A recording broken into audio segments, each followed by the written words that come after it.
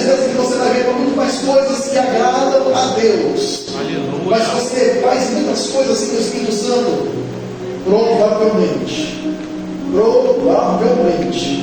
você está entristecendo o Espírito Santo. É tempo de nós buscarmos mais e mais nos fortalecer.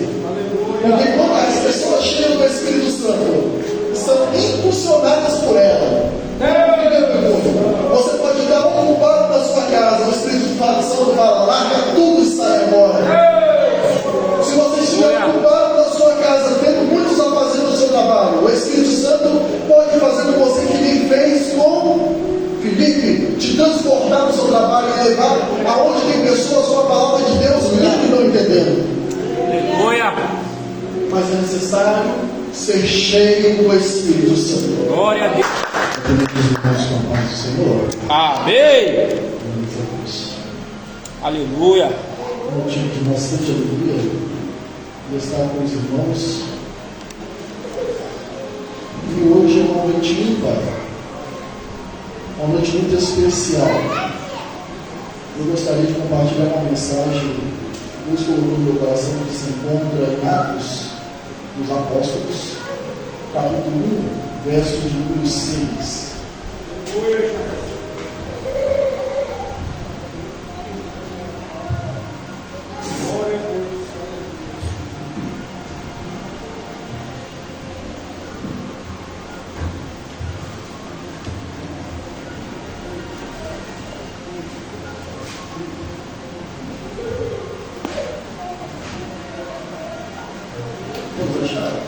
Amém. Colocou ele só aqui porque o que liberta é a palavra. E hoje nós vamos ter uma ministração com uma palavra que liberta. Porque Glória a Deus. tem muitos textos que diz: conhecereis a verdade, e a verdade nos libertará. Uma última vez eu fiz uma oração aqui para que nós tivéssemos autoridade na nossa própria vida, porque muitas das vezes nós queremos exercer a autoridade sobre espíritos malignos, sobre vida de pessoas que estão escravizadas, mas muitas das vezes os próprios cristãos se encontram em cativeiros, querendo exercer a autoridade que Jesus deu nos outros, mas se esquece de exercer sobre a sua própria vida. E no texto ao qual nós vamos ler, diz assim, Atos dos Apóstolos, capítulo 6, capítulo 1, verso número 6. Aleluia. E aqueles, pois, que se havia reunido, perguntaram-lhe, dizendo: Senhor, restaurarás tu o templo, o reino de Israel? E disse-lhes: Não vos pertence saber os tempos e as estações que o Pai estabeleceu pelo seu próprio poder, mas recebereis virtude do Espírito Santo, que há de vir sobre vós. Recebereis testemunha, tanto em Jerusalém, como em toda a Judéia, e Samaria, até o confins da terra. Podemos assentar? Aleluia. Glória a Deus. Glória a Deus.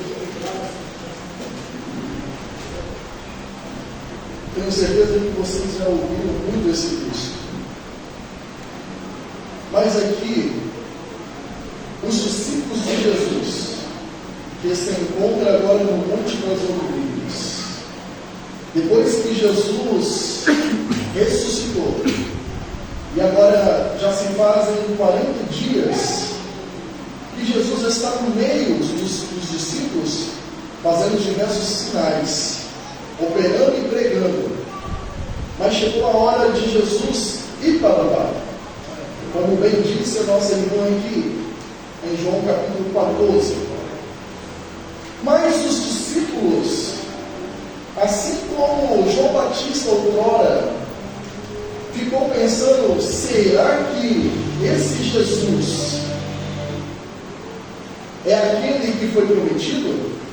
O próprio primo de Jesus agora indaga e manda os seus discípulos ir perguntar, vá lá e vê se aquele que eu batizei lá no Rio Jordão é verdadeiramente um cordeiro que tira o pecado do mundo. Porque até então João Batista ele não tinha visto nada acontecer. Porque a profecia que ali estava era que ele traria paz a Jerusalém. É que ele viria a glória de Deus no templo, mas ainda os romanos ainda dominavam. E João Batista perguntando e mandando os discípulos, os seus discípulos vão. E agora Jesus está pregando e coloca em xeque a pregação de Jesus. Porque aqueles que ouviram Jesus também ficaram na dúvida. Porque agora aquele que apresentou Jesus para a multidão traz uma dúvida para o povo. E aqui eu entro para vocês que é muito que está acontecendo, que nós que pregamos o Evangelho, muitas das vezes, que oferecemos Jesus às pessoas como uma mercadoria, nos momentos de dificuldade que nós passamos, nós perguntamos, será que eu estou servindo o Deus errado? Olha a minha situação, porque João Batista está preso, ele achou que ia ser restituído o reino de Israel, e aquela multidão que agora escuta Jesus começa a pegar pau, começa a pegar pedra para matar Jesus.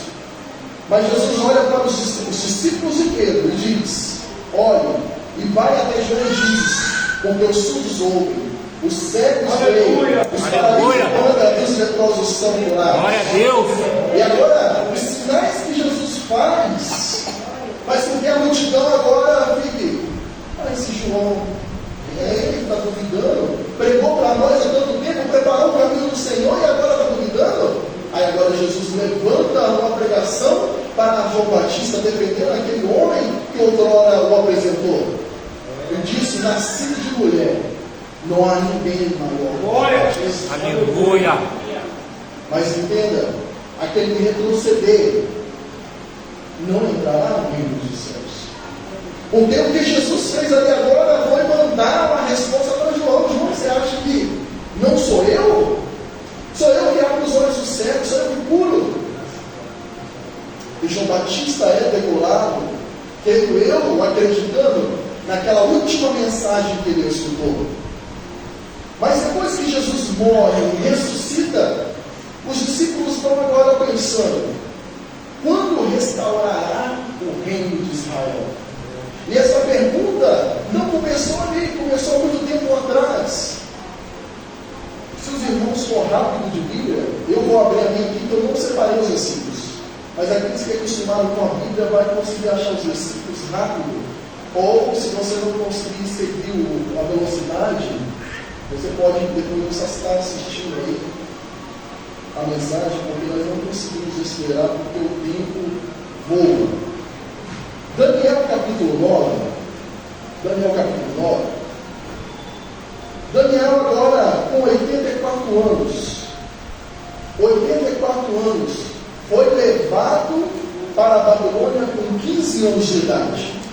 Separado, tirado da tribo de Judá. Daniel capítulo 9, verso 25 e 26. Diz assim: sabe e entenda, desde a saída da ordem para restaurar e para edificar Jerusalém, até o Messias, o príncipe, 70 semanas e 62 semanas, as ruas estranqueiras se reedificarão, mas os tempos angustiosos. E depois das 62 semanas será tirado o Messias, e não será mais o povo do príncipe que há de vir. Destruirá a cidade, o santuário, e o seu fim será como a inundação, e até o fim haverá guerra, e estão determinadas as assolações. Quando Daniel recebeu, porque no capítulo 9 ele começa a indagar, Senhor, até quando o teu povo vai ficar no cativeiro? Até quando o seu povo ficará sob domínio os ímpios. E Deus, pelas Escrituras, abre os olhos de Daniel. E ele, lendo os escritos de Jeremias, que estava lá em Jerusalém, ele entendeu que seria 70 anos. 70 anos o povo ia ficar de cativo. E ele agora colocou em seu coração que ele gostaria de entender e saber o que ia acontecer. Iniciou-se o jejum que ele apartou da sua mesa tudo aquilo que lhe agradava: frutas doces, comidas, carnes, suco, uvas, vinhos. E ele comeu só aquilo que não agradava ao paladar. E nesse jejum, no final desse jejum, apareceu o anjo Gabriel. O anjo Gabriel trazendo para ele agora a explicação do que aconteceria e quando que Israel voltaria e viveria as promessas que tinham acontecido ali nos Salmos. 21 dias clamando. E agora Deus revela para ele, em Daniel capítulo 12, verso de número 7, olha o que diz: E eu vi um homem vestido de linho que estava sobre as águas do rio.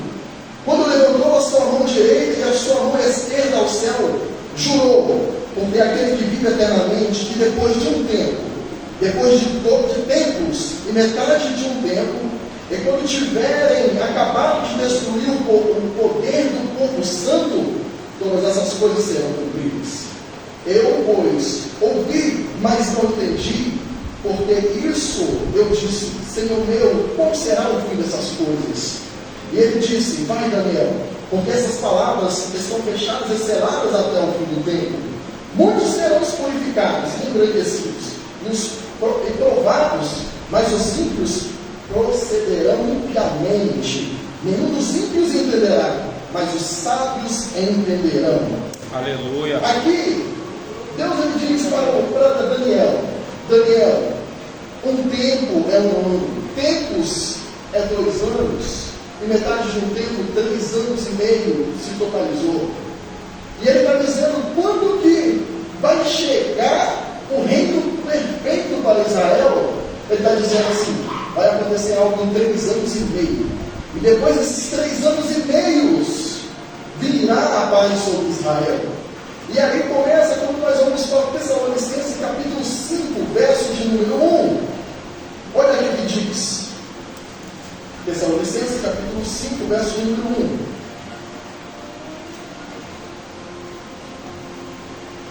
Meus irmãos, acerca dos tempos e das estações, não necessita que vos escrevas, porque vós mesmos sabeis que bem que o dia do Senhor virá como ladrão de noite. Pois, e quando disserem a paz e segurança, então lhe sobreviverá repentina destruição, como dores de parto, que é aquela que está grávida, e de modo nenhum escaparão. Mas vós, irmãos, já não estáis em trevas para que aquele dia vos surpreenda como ladrão, porque todos nós somos filhos da luz e filhos do dia. Não somos da noite e nem das trevas. Não durmamos, pois, como os demais, mas vigiemos e sejamos sóbrios, porque os que dormem, dormem de noite, os que embebedam, embebedam-se de noite. Quando essa palavra vem dizendo estações e tempo, quando você volta lá onde nós lemos em Atos dos Apóstolos, capítulo 1, aonde nós lemos, Jesus também disse: por que vocês querem saber os tempos e estações? Verso de número 7. Não vos pertence saber os tempos, porque quando Jesus foi crucificado, deu-se a pausa no tempo. As semanas que estava contando para a restituição foi pausada e ficou pausado em 69 semanas. Falta-se 1 semana para cumprir e o reino de Israel viver a paz. O Messias reinar para sempre. Aleluia. E aqui, muitos dizem que Jesus está voltando. Muitos crentes esperam a volta de Jesus, mas nós não podemos esperar a volta de Jesus. Por quê? Na nossa teologia assembleana, e muitos que aderem a essa teologia, existem 3 tempos, 3 dispensações, que ali dizem um pré-tribulacionista, um médio-tribulacionista e um pós-tribulacionista. E nessa mensagem que nós estamos ministrando hoje, você vai entender que nós não somos pós-tribulacionistas. Porque nessa mensagem você vai ver que Jesus vai voltar no fim da grande tribulação. Se você espera Jesus aparecer no céu em grande glória, você vai passar pela grande tribulação. A igreja não tem que pregar a volta de Jesus, porque quem espera a chegada do Messias são os judeus. E tem muitos esperando Jesus. Nós, a igreja salva, nós esperamos o arrebatamento. O arrebatamento que nós esperamos. A transformação será de um abrir e fechar os olhos. Mas nessa mensagem você vai ver e vai entender nos poucos minutos que nos restam, que nós precisamos pregar e nós precisamos ser fiéis àquilo que nos foi dado. Porque quantos estão achando que isso é uma história? Quantos estão achando que o inimigo de nossas almas está brincando? Na internet não fala outra coisa, que está vindo um cometa na velocidade que vai se chocar com a Terra, o Atlas 3, e que vai entrar na nossa órbita, mas esse objeto espacial, ele vai se desviando das estrelas, desviando das constelações, daqui a pouco ele aumenta a velocidade, daqui a pouco ele diminui, aí você vai ler os comentários, as pessoas estão apavoradas, achando que o que vai destruir a Terra é um cometa. Quando se começa uma guerra lá no Oriente Médio, fala, ai meu Deus, vai saltar uma bomba atômica, vai chegar aqui no Brasil, vai destruir tudo. E as pessoas não sabem o que nos espera, porque elas não leem a palavra de Deus. Porque Jesus deixou escrito nas Escrituras, usando os seus discípulos, usando o apóstolo, inspirado pelo Espírito Santo, e aqui está o começo, aqui está o meio, e aqui está o começo de todas as coisas. Porque Apocalipse não é o fim das coisas, Apocalipse é o início de todas as coisas. Então nós vamos para 1 Coríntios, capítulo 15, verso de número 21. Diz assim: porque assim como a morte veio por um homem, também a ressurreição dos mortos veio por um homem. Porque assim como todos morreram em Adão, assim também todos serão vivificados em Cristo. Mas cada um por sua ordem. Cristo as primícias, depois os que são de Cristo na sua vinda. Entrando aqui no verso 23, existe aqui vírgulas e tempos. Primeiro Cristo, a primícia do corpo, a cabeça. Depois ele fala assim, vírgula, e passa-se um tempo. Depois os que são de Cristo. Quando você vai para Mateus, capítulo 24, olha só o que diz. Mateus capítulo 24, verso de número 29. Aleluia, Jesus. Aleluia. E logo depois da aflição daqueles dias, o sol escurecerá, e a lua não dará mais a sua luz, e as estrelas cairão do céu, e as potências do céu serão abaladas. Então aparecerá no céu o sinal do Filho do Homem, e todas as tribos da terra se lamentarão, e verão o Filho do Homem vindo sobre a nuvem no céu, com poder e grande glória. Glória a Deus. Ele Aleluia. enviará os seus anjos com rígido clamor de trombeta, as quais ajudarão os seus escolhidos, desde os 4 ventos, de uma e outra extremidade dos céus. Quando muitos de nós lemos esse texto, nós achamos, nossa, quando a trombeta tocar, nós seremos arrancados daqui. Mas é necessário você ver para quem que esse texto está falando, em que momento e para quem está falando. Logo que Jesus está pregando o sermão profético no princípio das dores, você vê que tem a parábola dos dois servos. Aquele que Deus, o homem, o pai manda, e ele não vai. Agora o pai manda o outro, e esse mesmo, não querendo fazer a vontade, mas mesmo assim ele vai. Olha só, Deus ele nos dá uma ordem, e a gente fica nos obedecendo. Mas tem algo dentro de nós que nos impulsiona, que quando nós vimos, a gente já está fazendo. Essa parábola diz: de quem mais esse homem se agradou? Daquele que rejeitou ou aquele que mesmo não querendo foi e fez? Depois a segunda parábola deste texto, a terceira parábola, veio dizendo sobre as virgens, mulheres, 5 que não se comportaram prudentemente, 5 ficaram e 5 aventou. A parábola dos 10 talentos, a qual, segundo a capacidade de cada um, recebeu talentos para multiplicar. Mas aquele que recebeu menos, em vez de ser fiel no pouco, escolheu esconder, escolheu não fazer nada. E esse que não fez nada, Deus cobrou.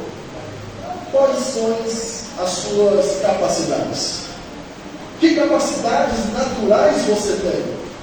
Porque cada um de nós nascemos com umas características semelhantes e diferentes.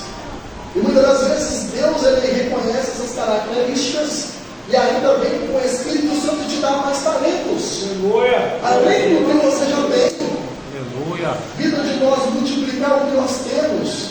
Nós não vou fazer nada não. Já tem tanto que faz. Eu estou com preguiça. Eu estou com falta de tempo. Eu não sei fazer. Eu sou uma criança. Vocês estão lembrando de Gênesis? Para vocês, para cada um de nós, ninguém que tem o Espírito Santo não vai ficar sem talento. Pelo menos um você vai ter na presença de Deus. Pelo menos um talento você vai ter diante do reino, dentro do reino. Pelo menos um. E o que nós estamos fazendo daqui para fora com aquilo que nós recebemos? Porque muitos querem exercer esse talento, multiplicar esse talento, mostrar esse talento diante das pessoas que não conhecem, convalidade com ela, aonde está confortável. Mas nós temos que dar graças a Deus. E tem pessoas que largam sua família, seus empregos e vai para o outro lado do mundo, padecer perseguições e morrerem, multiplicando o talento que recebeu. Fala-se desse verso, a trombeta tocar. Quando você vai em Apocalipse capítulo 11, olha só o que diz. Se você espera a última trombeta tocar, está lá em Apocalipse capítulo 11, verso de número 15. Se você espera a última trombeta tocar e não entende qual trombeta o apóstolo Paulo está dizendo para aqueles que estavam recebendo essa carta, diz: ele tocou um anjo a 7ª trombeta, e houve no céu vozes que diziam: o reino do mundo vieram a ser do nosso Senhor, do nosso Cristo, e ele reinará para todo sempre. Quando você vê a 6ª trombeta, e tocou o 6º anjo a trombeta, e ouviu uma grande voz, dos 4 pontos do altar e ouro diante. Agora dizia o 6º anjo que tinha a trombeta solta por 4 anjos que estavam presos junto do grande rio Eufrates, que foram soltos os 4 anjos que estavam preparados para a hora do dia do mês do ano, a fim de matar na terça parte dos homens. Se você ler a 5ª trombeta, só juízo. Se você ler a 4ª trombeta, só juízo. Se você ler a 3ª trombeta, só juízo. Se você ler a 2ª trombeta, só juízo. Se você ler a 1ª trombeta, só juízo. E lembrando que o 6º selo, para a trombeta tocar, para aqueles que esperam a trombeta tocar, de Apocalipse capítulo 11, a última trombeta tocar, precisa se abrir o 6º selo. O 6º selo, se você ler, olha só o que diz o 6º selo.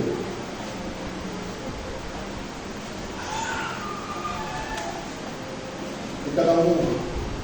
Verso Apocalipse capítulo 12, capítulo 6, verso de número 12. Diz assim: e havendo aberto o sexto selo, olhei, e eis que um grande tremor de terra, o sol tornou-se negro como um saco de silício, e a lua se tornou como sangue, e as estrelas do céu caíram sobre a terra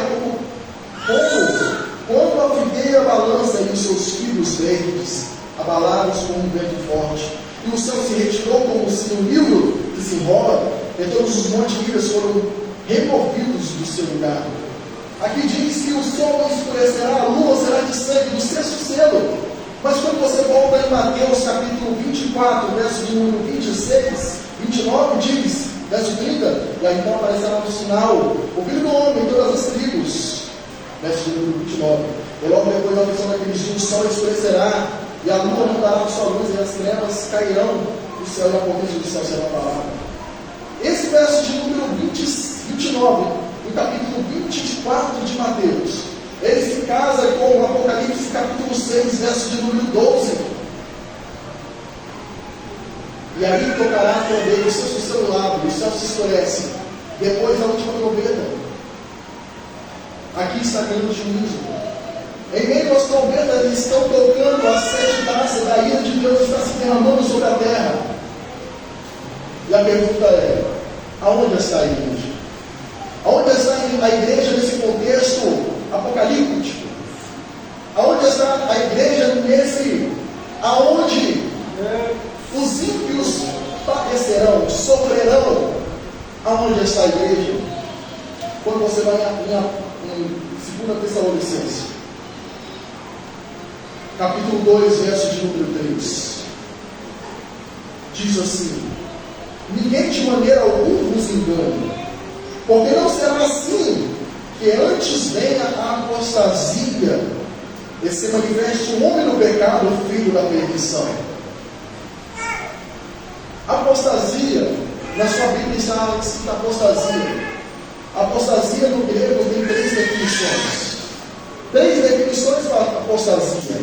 A primeira, apostasis. A segunda, apostasion. E a terceira, apostatar. Apostatar, para naquele tempo, eles entendiam que apostatar era descer de um lugar alto para baixo, meio que cair da graça. Apostasia seria tirar do meio. Essa é a apostasia. E tem apostasion, sair e divorciar. Essa palavra apostasia, quando nós lemos, fala assim: mas de maneira alguma nos engane, porque senão será antes vem a apostasia. Então quer dizer que quando antes de Jesus voltar, vai ter uma apostasia da igreja? Apostasia é a pessoa se afastar, é a pessoa desanimar, é a pessoa desviar. Então quando Jesus aparecer nas nuvens, será que achará pé na terra? Será que achará pé na terra? Esse versículo quer dizer que tanta tribulação, tanto juízo, tanto castigo, que a Bíblia diz em Apocalipse que os homens amaldiçoarão a Deus. E se ele não abreviasse o tempo, até os escolhidos se perderiam. Será que quando ele aparecer nas nuvens do céu, na grande tribulação, vai te achar pé na terra? Apostasia. Fala assim: ninguém de maneira vos engane, porque não será assim antes que você seja tirado do meio e se manifeste o homem do pecado, o filho da perdição, a qual se opõe e se levanta contra tudo e chama Deus, e se chama Deus, ou se adora, de sorte que se aceitará como Deus, no templo de Deus, querendo parecer Deus. Eu falo assim: não nos lembrais dessas coisas, nos dizia quando ainda estava convosco. Paulo está dizendo para os Tessalonicenses: quando eu estive com vocês, eu não expliquei isso tudo para vocês, mas agora apareceu uns pregando para os Tessalonicenses, dizendo que Jesus já tinha voltado, dizendo que os mortos, aqueles que morreram acreditando em Jesus, não tinha esperança. Agora, Paulo escreve essa carta explicando para eles que o dia do Senhor não virá para nós como ladrão, virá para aqueles que não esperam, aqueles que estão despreparados, mas para nós que somos filhos da luz, Ele nos falará, porque antes que o Espírito Santo retire-nos de nós, Ele nos avisará. Quando você vê no Evangelho que escreveu João, no capítulo 1, verso de número 11 e 12, ele disse que a luz, vamos ler esse texto, para a gente não fugir, ele veio para que eram os seus, e os seus não receberam, mas todos aqueles que receberam deu-lhe o poder de ser feitos filhos de Deus, aos que creem no seu nome, a quais não nasceram do sangue, nem da vontade da carne, nem da vontade do varão. Todos aqueles que creram em Jesus, hoje, são filhos de Deus. Quando você vai para Romanos capítulo 8:14, ele diz que aqueles que são guiados pelo Espírito, que recebeu outrora o Espírito lá na conversão, eles que são guiados pelo Espírito, esses são filhos de Deus. E muitas das vezes nós nos pegamos no nosso dia a dia, no nosso trabalho, no nosso lazer, na nossa vida diária, sem ser guiado pelo Espírito. É necessário nós chamar e clamar que o Espírito não se afaste de nós. Porque o apóstolo Pedro diz para nós não entristecer o Espírito Santo. Também em outras epístolas diz para nós não apagar o Espírito Santo em certas atitudes de pessoas. Quando recebem o Espírito Santo em sua vida, eles pulam, rodam e falam línguas estranhas. É um sinal de quando as pessoas recebem o Espírito. Porque Saul, quando ele recebeu o Espírito, ele profetizou, dançou e pulou no meio dos profetas. Mas quando o Espírito saiu dele, não deixou nenhum sinal. Quando Sansão perdeu o Espírito Santo, o Espírito que estava na vida dele, dava força para ele concluir os seus atos, ele não viu o Espírito Santo saindo dele. E tem pessoas que hoje no nosso meio, no meio cristão, acham que são guiados pelo Espírito, mas o Espírito já está neutralizado dentro deles há muito tempo. Porque uma mente cauterizada, uma mente cega, não ouve a voz do Espírito Santo. Quando você vai para 1 Coríntios capítulo 15,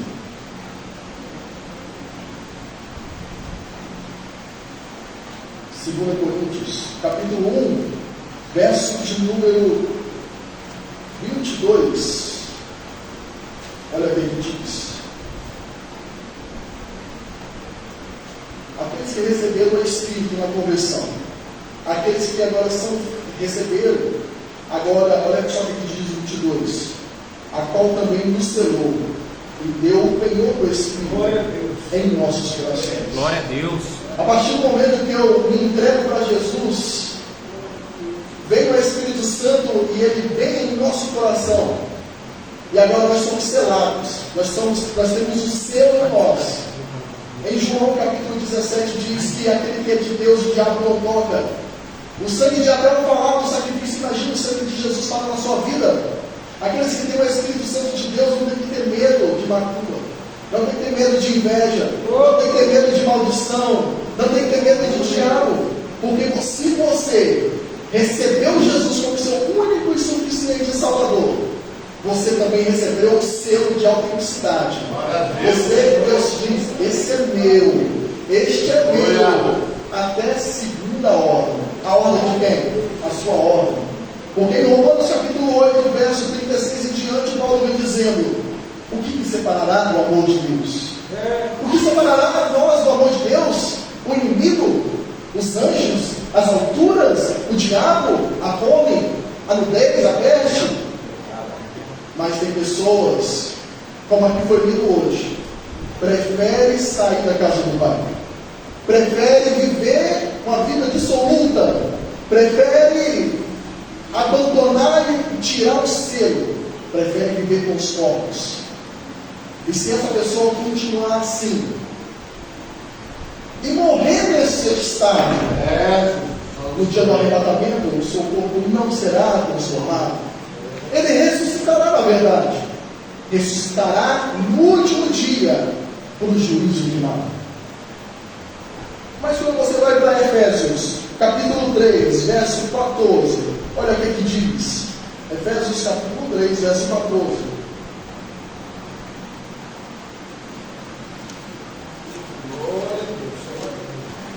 Verso 3, verso 14.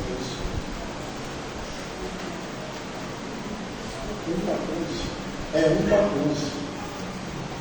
A qual é o penhor da nossa herança, para a redenção e da possessão de Deus, para o louvor da sua glória. Por que eu recebi um selo em mim? Por que você recebeu um selo em você? Porque você é herança do Senhor. A Bíblia vem falando que filhos são herança do Senhor. Ele fala, filhos carnais, pais carnais. Imagina o pai como pai e nós somos seus filhos. Nós somos herança do Senhor e Ele espera um dia eu e você estar com Ele. Glória a Deus. Para o louvor da sua glória. Olha só o que diz em Mateus capítulo. Vamos pular que o tempo não nos espera. 1 Coríntios capítulo 15, verso de número 51. 1 Coríntios capítulo 5, verso 51. Eis que vos digo um mistério, na verdade, nem todos dormiremos, mas todos seremos transformados num momento, num abrir e fechar de olhos, ante a última trombeta, porque a trombeta soará, e os mortos ressuscitarão, incorruptíveis, e nós seremos transformados. Paulo ele tinha tanta fé na sua pregação, que ele acreditava que ele viveria para ver a volta de Jesus. E lá se vão quase 2000 anos. Agora ele está no meio dos mortos e diz, a última trombeta. Mas agora você está perguntando, mas não você leu lá no começo que a última trombeta é a 7ª trombeta? Mas quando Paulo ele diz a última trombeta, ele tinha em mente o que Deus tinha ordenado para o povo no deserto. Quando você vai para Números capítulo 10, olha só o que ele diz, Números capítulo 10. Qual trombeta é essa? Se é a trombeta da grande tribulação, ou se é a trombeta que Deus ordena os israelitas fazerem? A maioria dos escatólogos esquece de ler no começo, no princípio. Olha o que ele diz. Falou mais o Senhor a Moisés, dizendo, fazei 2 trombetas de prata, de obra batida os farás, eles serão para a convocação da congregação e para a partida do arraial. Espera aí, assim, você faz 2 trombetas. Uma trombeta é para você convocar todos aqueles que estão espalhados juntos, e a outra trombeta é para vocês partirem. E continua, e quando tocarem ambas, então toda a congregação se congregará a ti, a porta da tenda da congregação. Quando tocar as 2 trombetas, todo o povo vai se ajuntar e vai ficar à porta da congregação. Mas quando tocar uma só, então a ti se congregarão os príncipes e os cabeças de milhares de Israel. Quando retinindo a tocardes, então partirão os arraiais que alojados estão à banda do norte. Mas quando a segunda vez retirando tocardes, então partirão os arraiais que se alojam à banda do sul, retinindo tocarão para as suas partidas. Olha só. Que trombeta é essa que nós esperamos para partir dessa terra? Paulo, quando ele diz em 1 Coríntios capítulo 15, versos 51, ele tinha em mente as trombetas de Números capítulo 10. Nós que estamos aqui servimos a Jesus, não passaremos pela grande tribulação. Por que motivo você passaria pela grande tribulação? Por que motivo você ressuscitaria com aqueles que serão condenados? Por que motivo? Nós que aceitamos Jesus, esperaremos o arrebatamento. Mas antes de vir um arrebatamento, não vai ter uma apostasia, como no português nós vemos, mas haverá um grande derramar do Espírito Santo, como diz em Joel capítulo 2, verso de número 28.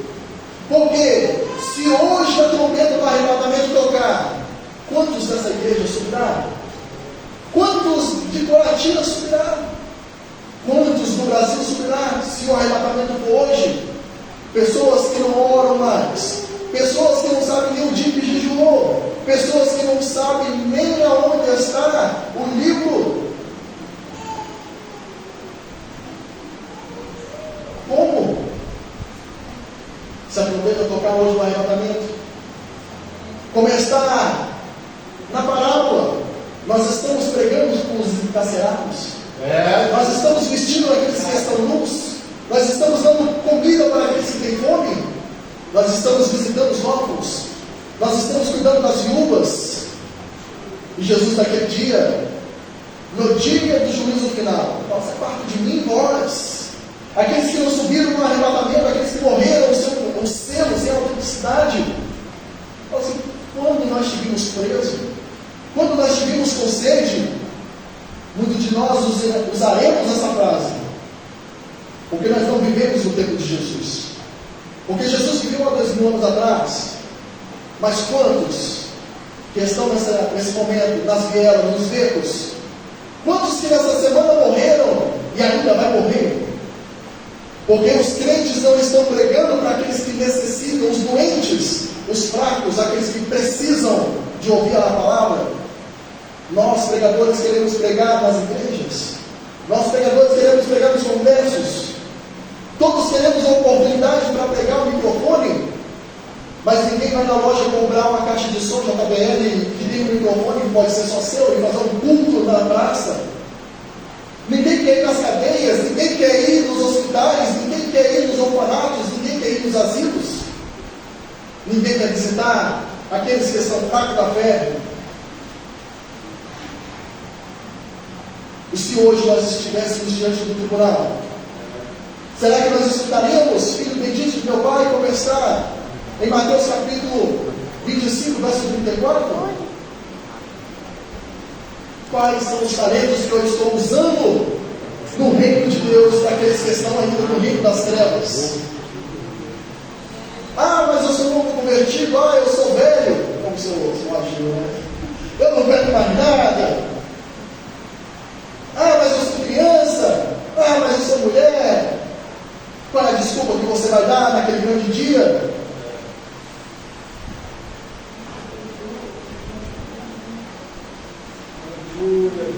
Mateus capítulo 26, para nós encerrarmos. Mateus capítulo 26, verso de número 29. Jesus está na ceia. Jesus está prestes a ser traído. Jesus ele faz um voto, uma promessa, e ele diz: e digo-vos que desde agora não beberei deste fruto da vide até aquele dia em que o beba de novo convosco no reino de meu Pai. Todas as vezes que nós no início do mês temos a oportunidade de cearmos, pegarmos aquele minúsculo copo, um suquinho da uva, Jesus lá no céu fica no meio dos dedos, falando: Pai, quando vai chegar a minha vez? Porque Jesus ele está no céu e ele diz: eu não beberei mais. Não beberei mais. Não é direto do lado, mas não. Muitas das vezes nós não queremos participar do corpo do Senhor Jesus.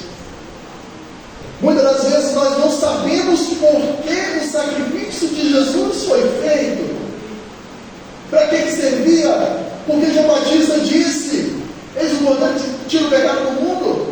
E qual situação que era morto o Cordeiro no dia 14 de abril? Em que momento, por que teria que matar um boi, por que teria que matar uma ovelha, que teria que matar um cabrito, teria que matar uma ovelha, um pombinho, uma rolinha? Por que não mataria? Tem pessoas que não sabem porque o sacrifício de Jesus foi feito. Todas as vezes que um israelita ia diante do sacerdote pecado. Se ele não confessasse o pecado, vinha desgraça para a sua vida, doenças, vinha pestes.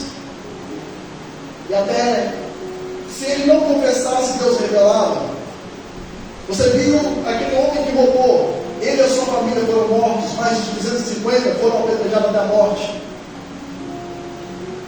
Eles iam e falavam assim: sacerdote, peguei, isso, botava a mão na cabeça do animal. Agora o pecado passava para aquele animal, e aquele animal era perdoado.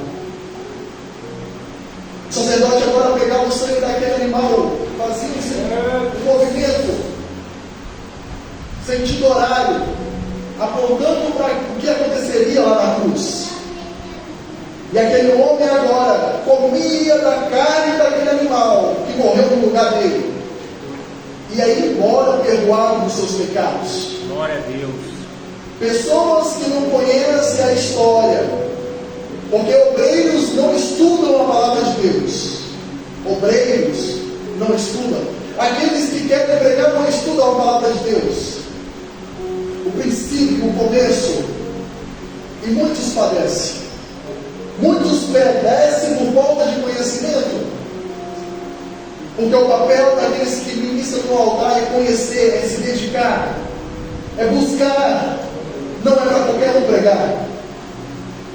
Não é para qualquer um estar diante. Porque é um papel árduo. Ai daqueles que querem ser mestre. Grande juízo virá sobre ti, está lá em Tiago. Mas pregar Cristo estava lá na rua, todos podem. Mas você ensinar a palavra, vai vir muita tribulação para a sua vida. Muitas das vezes você vai passar por certas situações porque você não sabe por quê. Pregar é algo, uma coisa. Ensinar é outra coisa. Pregar todos têm que pregar. Ensinar é para aqueles que foram chamados. Se você quer ser um escolhido, busque a Deus. Mas todos nós fomos chamados para pregar. Aleluia. Se você quer ser escolhido, bata na porta, peça, até que você receba. Agora no sacrifício, no momento da ceia, você está em pecado? Confesse o seu pecado a Jesus. Transfira o seu pecado. Se você teve coragem de pecar, tenha coragem de confessar e transferir o pecado para uma pessoa injusta que morreu no seu lugar. Transfira o seu pecado para Ele. Fala: Senhor, eu pequei, eu errei. Leve de mim esse pecado, caia sobre ti. Caia sobre ti o meu pecado. Obrigado, Senhor, por morrer no meu lugar. Porque se não fosse o Senhor, eu que morreria. E agora coma no pão dele. Beba do seu sangue. O pão simboliza a harmonia, simboliza que você está dentro do corpo, porque o corpo dele agora está em você. O sangue é para purificar o seu pecado. Se você não come pão, você não tem comunhão com o corpo de Cristo. Se você não bebe o sangue, você não tem vida em si mesmo. Essa é a distinção. Mas nós não podemos entrar nesse assunto. Agora, Apocalipse, capítulo 19, o último verso. Eu sei que os irmãos, nessa pregação chata, que dói a cabeça, Apocalipse, capítulo 19, verso de número 7.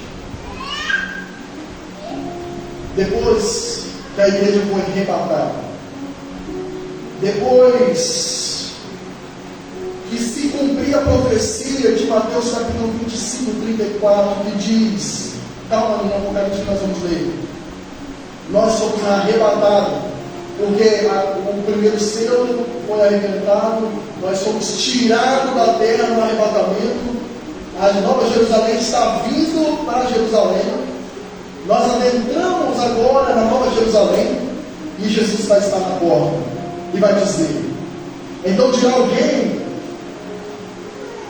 e aos que estiverem à sua direita, vinde bendito de meu Pai, possui por herança o reino que você está preparado desde a fundação do mundo. E aí nós entraremos porque Ele nos convidou. Aleluia. Apocalipse capítulo 19, versos 17.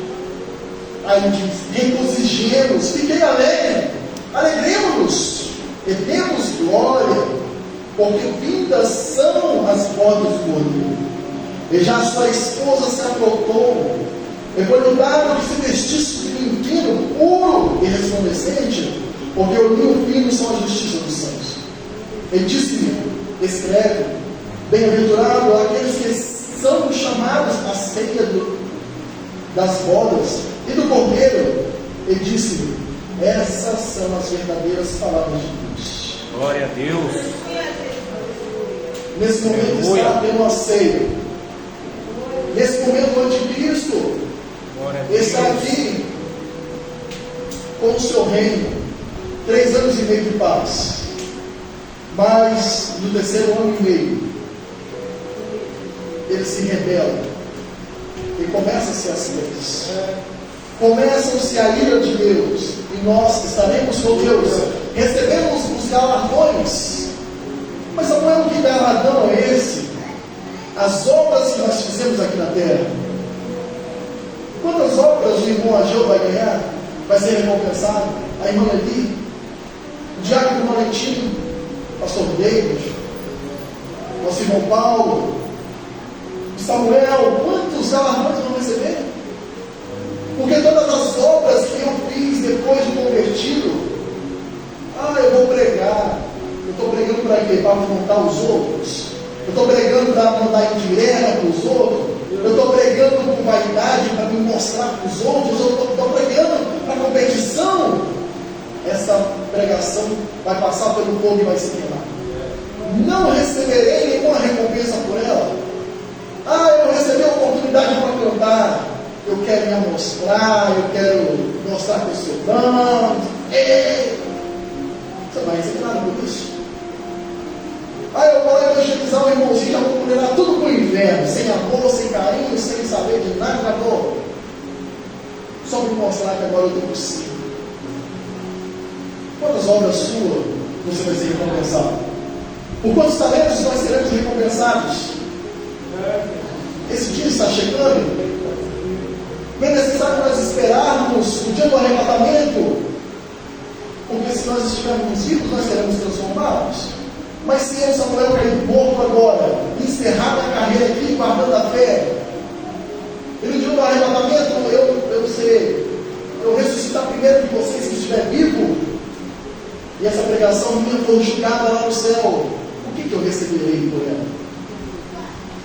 A minha vida diante de Deus, o que eu receberei diante dela?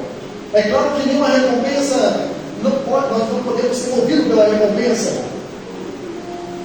Mas aqueles que receberam recompensa receberão muito poder sobre muitas cidades. Aqueles que receberem galardões receberão autoridades aqui na terra, no governo milenar.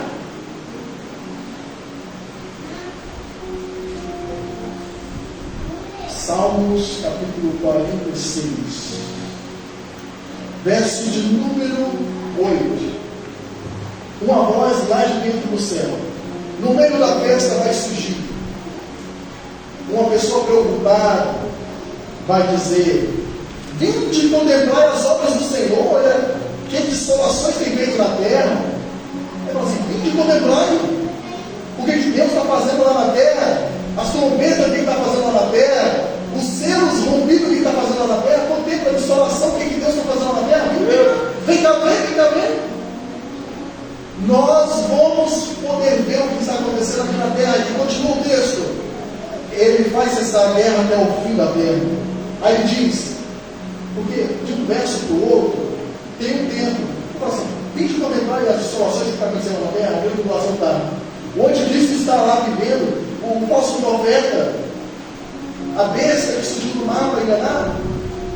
Aí ele diz, aí ele já começa trazendo a resposta.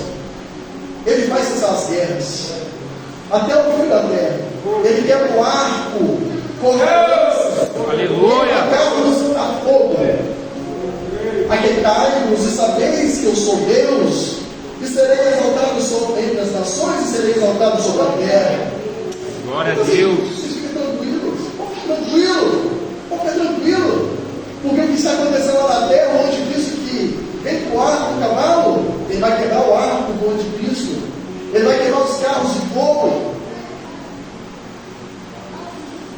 Porque nesse momento se está se preparando um Gog e Magog.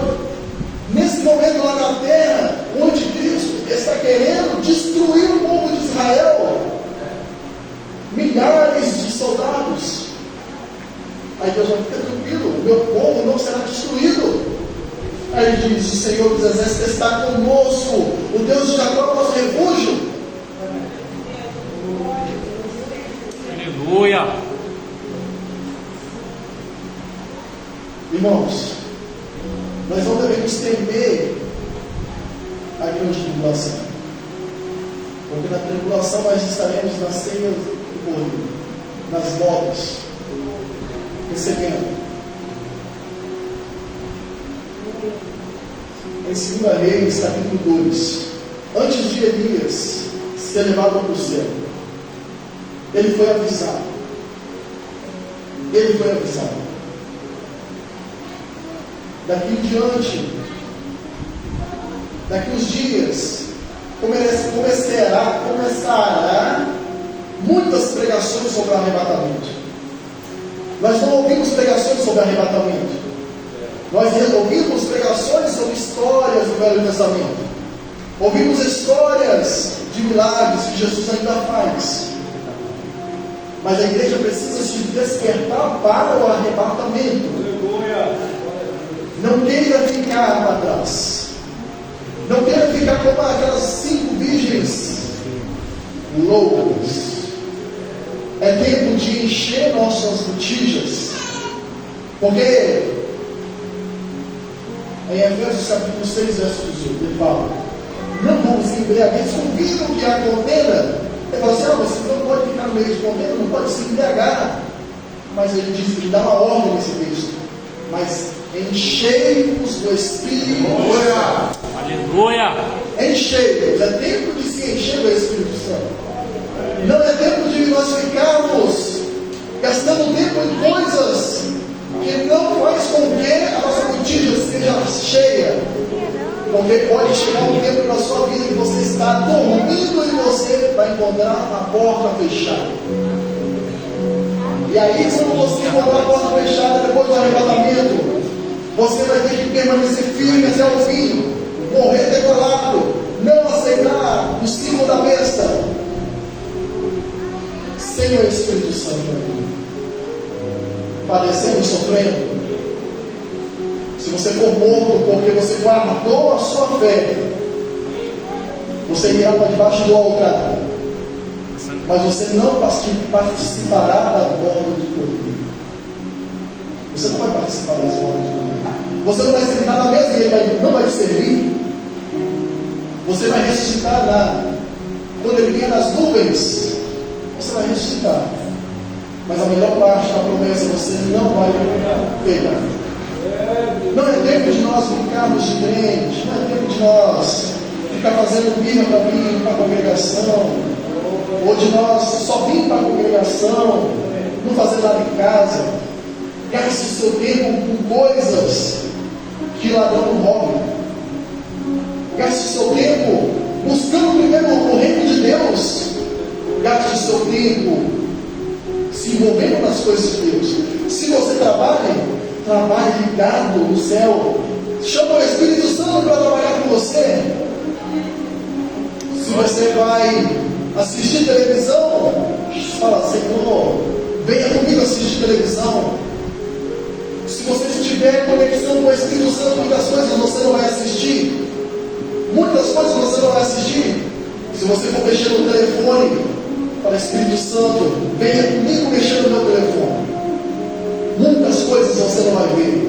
Eu tenho certeza que você vai ver muito mais coisas que agradam a Deus. Aleluia. Mas você faz muitas coisas sem o Espírito Santo, provavelmente, você está entristecendo o Espírito Santo. É tempo de nós buscarmos mais e mais nos fortalecer. Porque quando as pessoas cheias do Espírito Santo são impulsionadas por ela, você pode dar um culpado na sua casa, o Espírito Santo fala: larga tudo e sai agora. Se você estiver culpado na sua casa, tendo muitos a fazer o seu trabalho, o Espírito Santo pode fazer com você